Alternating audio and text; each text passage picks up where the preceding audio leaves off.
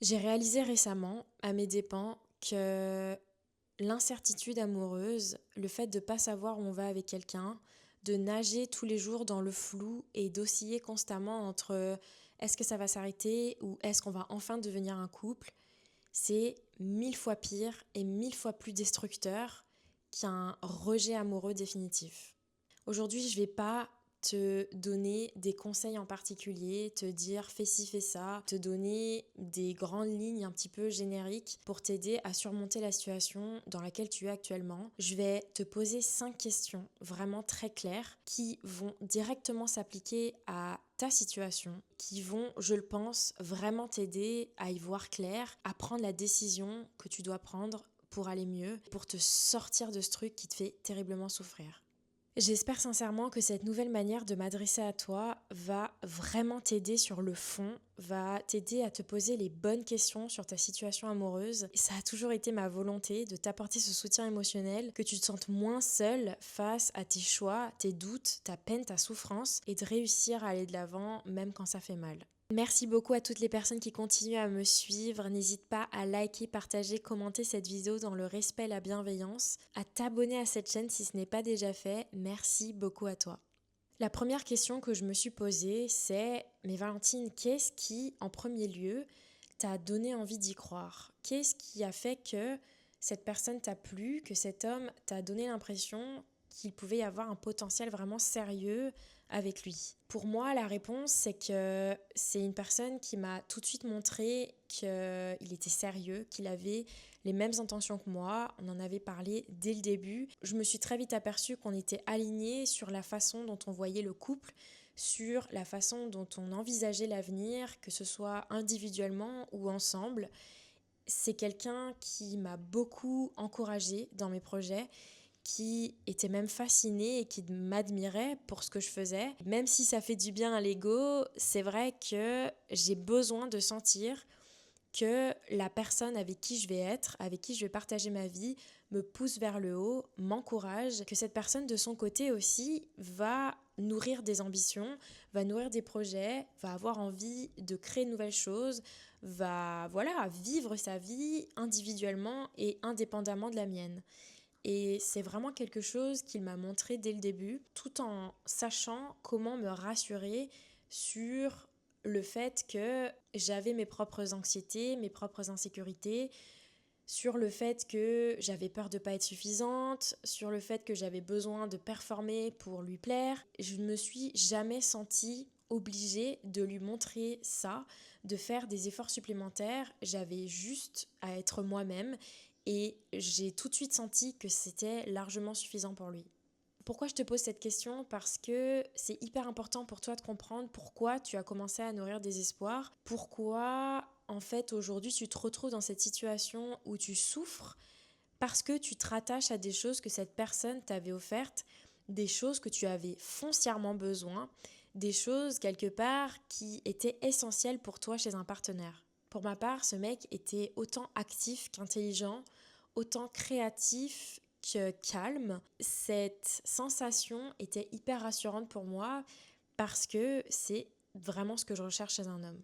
La deuxième question importante à te poser, et celle-là je pense qu'elle fait un peu plus mal parce que ça nous force à nous confronter à la réalité des choses, c'est qu'est-ce qui a fait que tout a basculé? Qu'est-ce qui a fait que la situation est devenue ce qu'elle est aujourd'hui, à savoir une situation floue, une situation où tu ne sais pas où tu vas? Pour ma part, ça s'est produit un mois après qu'on ait commencé à se voir, où tout allait dans le bon sens, où je commençais à me sentir plus en sécurité par rapport à mes propres insécurités, où je me sentais plus à l'aise de lui partager des choses sur mes insécurités, sur mon anxiété, où je sentais qu'une confiance était en train de se bâtir. Son ex l'a recontacté. Alors que cette personne vit à des milliers de kilomètres d'ici, mais bon, ce n'est qu'un détail. Elle l'a recontacté parce que je pense qu'elle avait sûrement envie de renouer, alors que c'était elle qui l'avait quitté quelques mois plus tôt. C'est une personne, de ce que lui m'a dit, l'a fait énormément souffrir, lui a fait beaucoup de mal, a créé une situation où ils étaient dans une relation toxique. Bref, le fait qu'elle ait ressurgi dans sa vie comme ça a littéralement tout cassé. Le lendemain de quand ça s'est passé, on venait tout juste de passer un week-end ensemble. Je sentais dans sa communication que quelque chose n'allait pas et je lui ai demandé alors et toi comment se passe ta journée? Et c'est là qu'il me dit qu'il a posé un jour maladie parce que il se sentait très mal mentalement. Je lui laisse un peu d'espace la journée et le soir, il me dit que c'est en lien avec son ex, que son ex est revenu et qu'elle lui a dit a priori des horreurs, qu'elle est revenue juste pour lui faire vraiment un discours hyper moralisateur, l'accuser de plein de choses et qu'il était extrêmement bouleversé par cet appel. Donc moi de là, je suis complètement paniquée évidemment, je ne sais pas quoi faire, je suis très blessée parce que cette situation valide exactement toutes les peurs que j'ai pu avoir depuis le début. Et je me dis, comment je peux réagir face à ça en fait? Comment je peux affronter ce type de situation où lui a été très honnête avec moi, il m'a partagé absolument tous ses ressentis, il a été très dans la communication, me fait clairement part que c'est très compliqué pour lui, mais qu'il a quand même envie de continuer à me voir parce que il m'apprécie et que voilà, il appréciait le début de cette relation. Peut-être que pour toi, c'est une conversation ou un élément comme ça un petit peu extérieur qui a déclenché la crise, qui a déclenché cette espèce de flou, ou peut-être que c'est juste l'évolution seule de la relation qui a fait que c'est resté stagnant, ça n'a pas évolué. Bref, quelle que soit la raison qui fait qu'aujourd'hui tu es dans une situation floue, il faut vraiment que tu mettes le doigt dessus et que tu identifies qu'est-ce qui a fait que. Et parfois, comme je te le dis, ça peut être l'absence d'une conversation, l'absence d'une clarification, l'absence d'une déclaration d'intention ou un élément extérieur qui vient perturber, une réalisation de quelqu'un qui se dit ah bah non en fait je peux pas m'engager, une reconnaissance qu'on n'est pas prêt émotionnellement, bref, que sais-je, il faut vraiment que tu mettes le doigt sur qu'est-ce qui a fait qu'aujourd'hui je suis dans une situation floue. La troisième question que je veux te poser, c'est depuis ce moment-là, soit depuis le moment où il s'est passé quelque chose qui a fait que la situation est devenue floue, ou cet non-événement qui a fait que cette situation est devenue floue, qu'est-ce que tu attends vraiment de cette situation? Qu'est-ce que tu attends de cette personne? Bien souvent, on attend que les choses redeviennent comme avant, ou on attend que quelque chose évolue dans le sens qu'on voudrait que ça évolue. Pour ma part, j'attendais et j'espérais que les choses redeviennent comme avant cette crise avec son ex. Je me rattachais à, je pense qu'il faut que je lui laisse du temps pour qu'il digère la situation. Et c'est aussi ce que lui me disait, qu'il avait besoin de temps pour digérer ce truc, mais sans vraiment me le dire parce qu'il continuait à me parler. On continuait à échanger, à communiquer, mais sans jamais vraiment qu'il y ait de moments où il prenait une décision, par exemple, ok, je laisse ça de côté et je veux vraiment qu'on continue ensemble, ou malheureusement, j'arrive vraiment pas à passer au-dessus et donc je dois arrêter cette situation. Cette question, elle est aussi importante parce qu'elle peut aussi révéler que tu ne sais finalement pas vraiment ce que tu attends.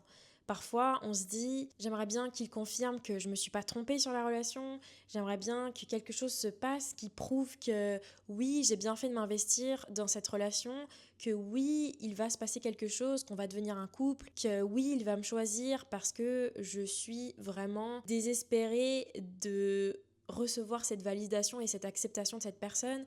Tu vois, revenir à ce que toi tu attends, à tes besoins. Est-ce que ça concerne la relation? Est-ce que ça concerne cette personne? Et il faut savoir que tu n'as absolument pas le contrôle sur ce que cette personne va vouloir, sur ce que cette personne va décider de faire, ou que tu recherches une situation, une relation ou une sensation qui t'est propre, qui n'a rien à voir avec cette personne. Te sentir validé, savoir que tu vas enfin pouvoir être un couple avec quelqu'un, toutes ces choses-là qui finalement font écho à des fantasmes, à des rêves que tu as et à la recherche d'une validation qui n'a rien à voir avec cette personne au final. Dans ma situation, l'incertitude s'est vraiment amplifiée parce que je ne prenais pas position pour moi-même non plus. Je l'ai laissé un petit peu gérer son truc, je l'ai laissé digérer. J'ai laissé les choses un peu en suspens aussi de mon côté volontairement parce que j'étais incapable de prendre la décision pour moi-même. Comme c'est lui qui avait provoqué cette situation, même si c'était pas sa faute directement, mais que le problème venait de son côté finalement, je restais dans l'attente que lui résolve le truc, que lui m'apporte la solution, que lui m'apporte le réconfort ou le soulagement ou la réponse définitive qui ferait que la situation allait s'arrêter ou reprendre. Je lui ai laissé totalement le pouvoir de ça. J'avais complètement perdu mon pouvoir à moi, j'étais complètement passive et dans l'attente. Et ça n'a fait que faire grandir mes insécurités et la souffrance que je ressentais déjà. La quatrième question que je veux que tu te poses, c'est si cette personne aujourd'hui te donnait une réponse très claire. Soit qu'elle te dise je veux vraiment être avec toi, c'est bon, je suis prête à m'engager avec toi, je veux être un couple avec toi, allons-y. Ou je ne souhaite pas aller plus loin avec toi, j'ai pris ma décision, je préfère qu'on s'arrête là, je suis désolée, je suis indisponible émotionnellement, je suis pas prête, je suis toujours amoureux de mon ex, bref, n'importe quelle raison qui ferait que cette personne te donnerait la réponse définitive de c'est terminé, qu'est-ce que ça changerait vraiment? Pour ma part, j'arrêtais pas de vivre dans l'attente qu'ils me disent que c'était terminé.